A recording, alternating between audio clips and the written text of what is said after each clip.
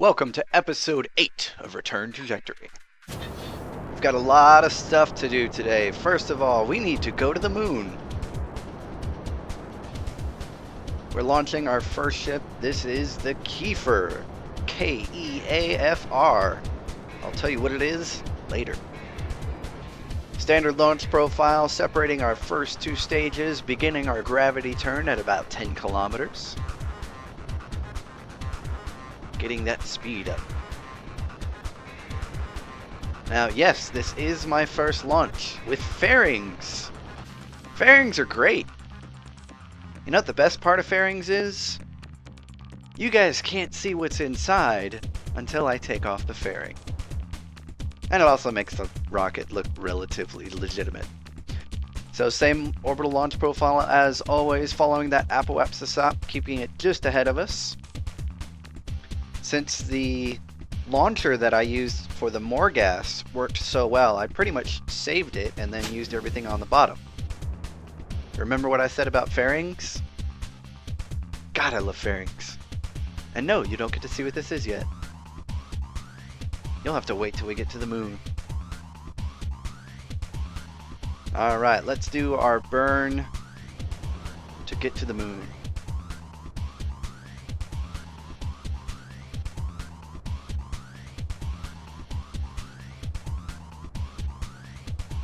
Something froze there for a second. That was weird. Alright, coming in on our encounter with the moon. There we go. Launching our next vessel. This is our first manned ship to go to the moon.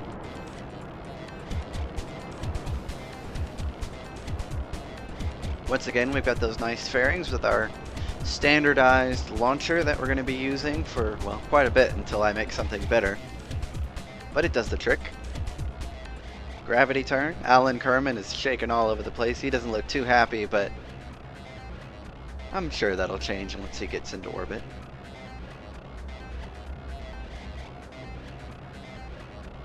There we go. Stage 3 separated.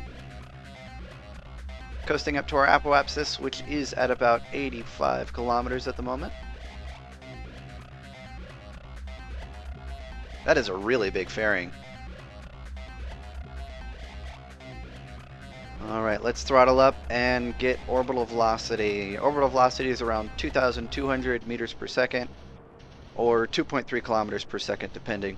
I was moving the fuel around towards the front to keep the center of mass relatively close to the front of the ship, so it was easier to control. Fairing separated. And yes, there's another fairing on this one as well. Gonna go ahead and point at the moon now that we're in orbit. 88 by 73. Swing around the planet. Target the moon. Go prograde and fire that skipper engine.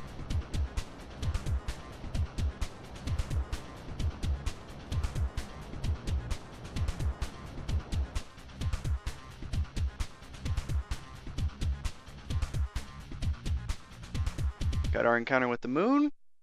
Periapsis is at about 33 kilometers. Inclination is a little bit off, so I'm going to fix that. There we go. Let's go ahead and launch our next ship. This is... well, you don't know what this is. And I'm not going to tell you.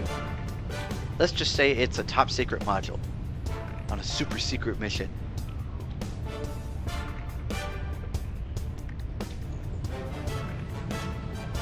This launcher was a little bit different than the other ones. It didn't need quite as much fuel or anything like that, so I tried to keep it as relatively efficient as possible. So technically it's only 3 stages. You've got the primary boost stage with those 4 engines on the outside, and then to the skipper engine here. And yes, I did the fairings again.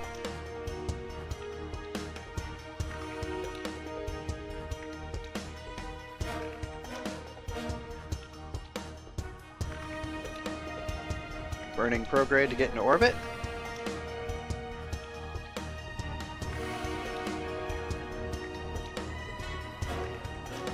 Oh, there we go. Separating. So this is the last section of this ship. It's got a little LV-909 engine. We're going to do the same thing as our last ship. We're going to go ahead, point at the moon, and burn just like we did last time. Target the moon and burn prograde. Nice thing is this ship is very small, so it is pretty quick to get out there.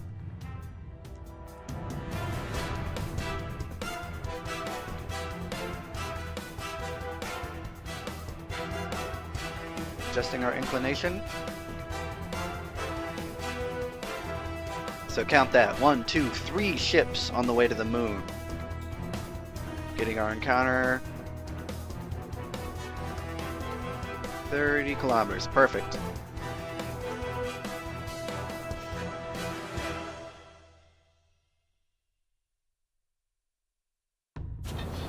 Next launch. This is another ship that I'm not going to tell you what it is.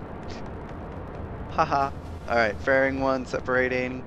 Stage 1. I have no idea what I'm saying. This is not a manned ship. This is yet another unmanned vessel. Once again, we're using that standardized launcher. The payload's on top with the ridiculously huge fairing.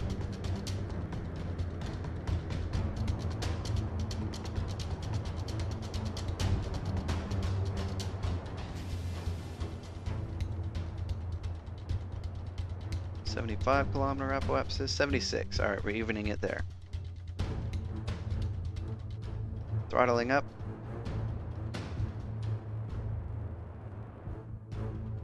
Chasing that apoapsis into orbit.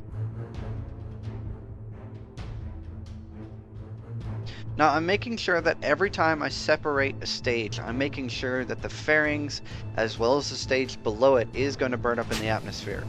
So my periapsis was 0 before I separated those fairings. All that stuff is going to crash back into Kerbin, keeping our 0 debris laws in effect. Okay, going prograde, burning towards the moon, just like the other 3 ships. I was moving some fuel around to the engine on the back. This is ship number 4 en route to the moon.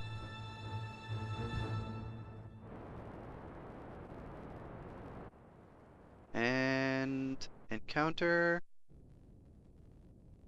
30 kilometers. Perfect. Move some fuel back around. And we'll leave it at that. Next ship. This is the BAFF. Separation 1.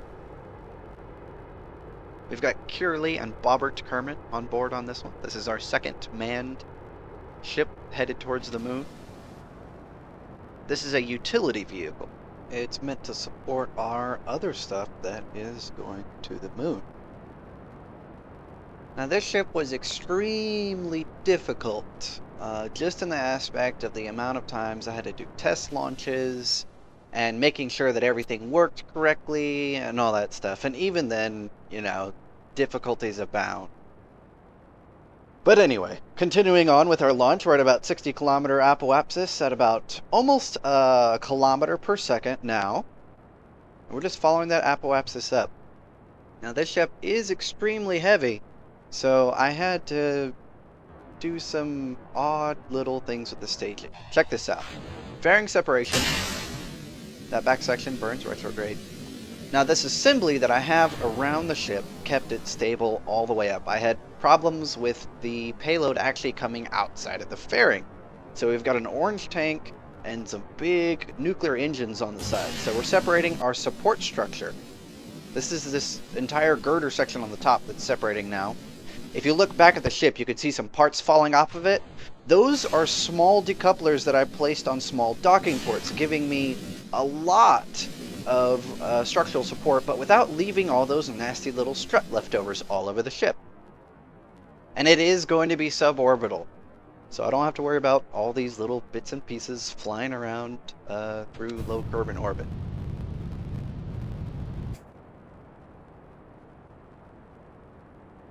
Activating our solar panels and just powering as much as we can. That engine actually decoupled when I jettisoned everything else, so it was just kind of pushing us along.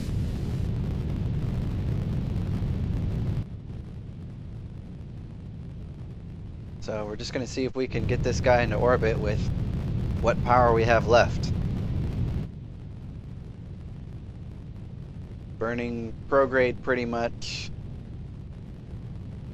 It was a little bit difficult, but I was able to get it up. And basically just burning prograde here. Same as always. Alright, let's go ahead and switch ahead. 5 ships en route to the moon. And guess what? Last person to launch actually gets there first. So these guys are like, we beat all of you and we launched last. Ha ha ha. Standard orbital operations here. Just gonna go ahead and circularize at our periapsis.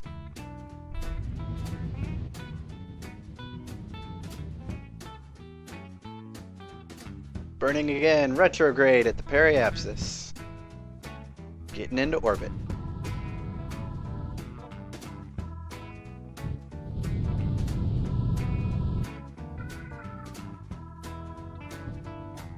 Captured by the moon.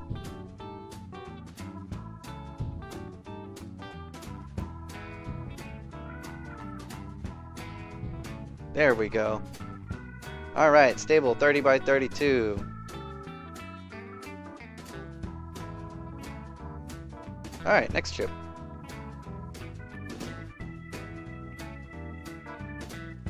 This is the Kiefer. Retrograde, go!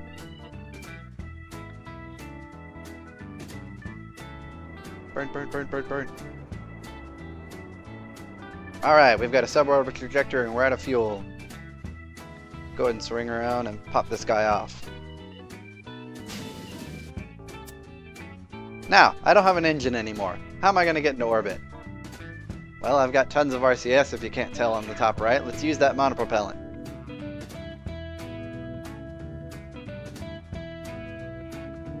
And you thought you were going to get to see what this was. Ha ha ha ha! No, not yet.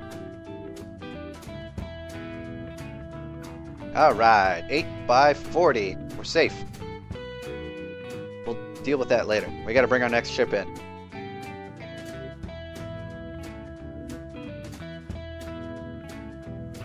Alright, retrograde.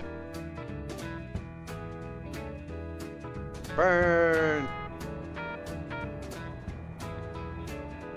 Gotta love those skipper engines. Alright, we've got a suborbital trajectory. Let's go ahead and flip around. And pop this fairing off.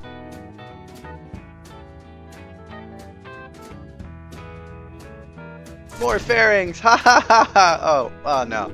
No, just on the front. This is the fuel pod. This is to, well, provide fuel for exploration. Which you do need fuel. Adjusting our orbit just a little bit. Retrograde, gonna get our apoapsis to about 30. And we'll deal with that later. Alright, we've got our top secret module coming in now. And since it's so tiny, I don't really have to worry about, you know, how long I burn, because its thrust to weight ratio is just so great. It's amazing. And just gonna go ahead and circularize. There we go. Alright, we've got one more ship coming in with Alan Kerman on board. Alright, retrograde. Rust. 37 by 27. Alright, 30 kilometers. We're going to point up. That way we get to our periapsis, and then we'll burn retrograde and circularize by 30 by 29. Now this is the most important piece of our infrastructure here on or above the moon. This is where everything is going to basically be controlled from, overseen from, and all that fun stuff. You'll see as soon as I get ready to deorbit the fairings, because we don't want those in orbit, and as well as our last propulsion section. So we've got a suborbital trajectory, so anything we eject will be taken care of. We're going to go ahead and pop these fairings off. This is the first ship you guys get to actually see what it is, besides the BAFF. Popping those fairings off. There we go. Now, you see how I had those struts there attached to that decoupler? That provided a lot of structural reinforcement for this payload. And it's definitely something I'll be doing from now on. Now, those junior docking ports there I actually will be using, so I really don't have any unneeded parts on this. Go ahead and check those fairings. Wow, that one just disappeared, didn't it? And that one exploded. Okay. Nothing damaged. We're good. That was weird. Note to self. Alright, let's go ahead and get this guy back in orbit so we don't crash into the ground. We don't want to kill any Kerbals, believe it or not. Alright, 46 by 25. We need to adjust our orbit a little bit more. I want a stable orbit at about 30 kilometers by 30 kilometers above the moon. Alright, come on, hurry up, sis. 28 kilometers by 45. We're almost out of fuel. I've got like almost nothing left in that tank. There we go. 30 by 25, out of fuel. It does have Separatrons, so I'm going to go ahead and well, push away with RCS. I still have some manner of propulsion on this ship. So, we're deployed. The Watchtower, which is our base of operations above the moon, has been deployed. Alright, we've got solar panels deployed. Let's do a docking port test. We've got green and red lights. Red lights for nothing docked, green lights for when we do have something docked. We've got this little guy. We need to get him into, well, not into, but onto the surface of the moon with as much speed as possible. Since we are out of fuel, we're going to use the solid boosters. Retro burn, go! The SAS was still on. Spin for no reason. Ha ha ha ha. Alright, well that's on a suborbital trajectory. That's good. Looking at our other ships, we've got the Kiefer, the fuel pod, and the mystery module still in orbit. Looks like our orbit is at about 30 by 25. I'm going to go to my apoapsis, point myself prograde, and use those RCS thrusters that I do have to adjust those last 5 kilometers of my orbit. Here we go. 28, 29, 30. Perfect. And that probe just crashed into the surface. Awesome. So let's get ourselves pointed at true north after we rename this to the Watchtower and set it as a station. And we should be good. Alright, we've got the fuel pod here. We're going to go ahead and bring this guy in and dock it to the station. This is going to be our fuel repository for our exploration craft above the moon. 4.4. 400 meters is close enough. I can adjust it when I get closer.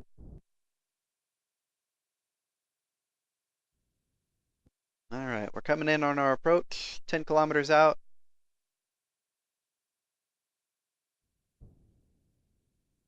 Wow, that's close. Just adjusting my orbit to get a better approach. I always like landing or docking on the dayside time. Dayside time? Daytime. Daytime side. That's what I meant to say. Daytime side. Alright. Burning retrograde, matching velocity with the Watchtower. There we go. 0.1 meters a second. We're going to go ahead and eject our front bell egg section. After we move some fuel around, this is a fuel pod. I'm trying to get the center of mass as far back to the back as possible because the only RCS jets are on that decoupler, as you can see. Everything else on this is designed merely to carry the payload. So that entire section in the middle with the fuel tank, the RCS, and the docking ports is 6 parts. So we don't want very much attached to the station over a period of time because we want to have as little lag as possible. So low part count modules being added to the station was the idea of this ridiculous contraption. So let's go ahead and turn on the docking cam and get ourselves aligned with the watchtower, prepare for docking.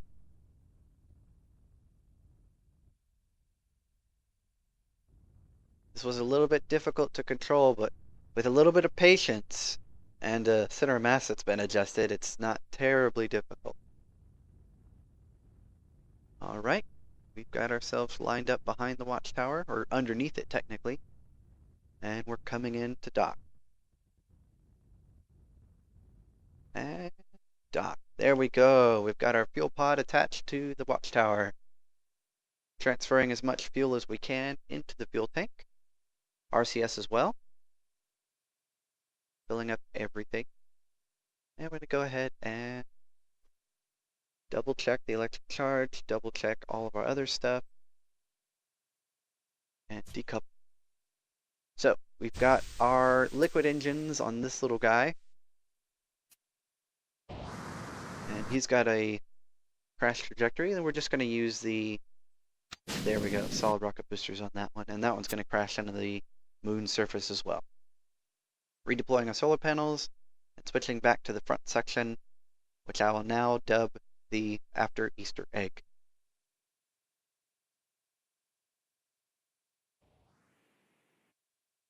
I wanted to crash to the daytime side so you guys can see it. Coasting over the moon surface. Come on. Where's the sun? There you are. Awesome. So, retrograde, burn, crash trajectory. Awesome. Where are we going to land? Ooh, in a crater. Ooh.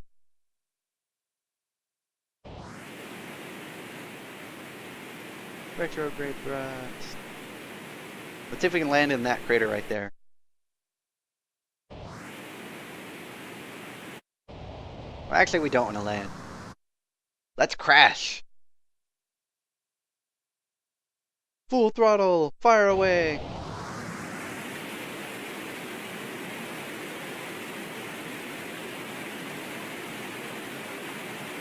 Coming in, deploying. Prepare for impact. Yay! Great way to end an episode. I'll see you guys at episode 9 on Return Trajectory.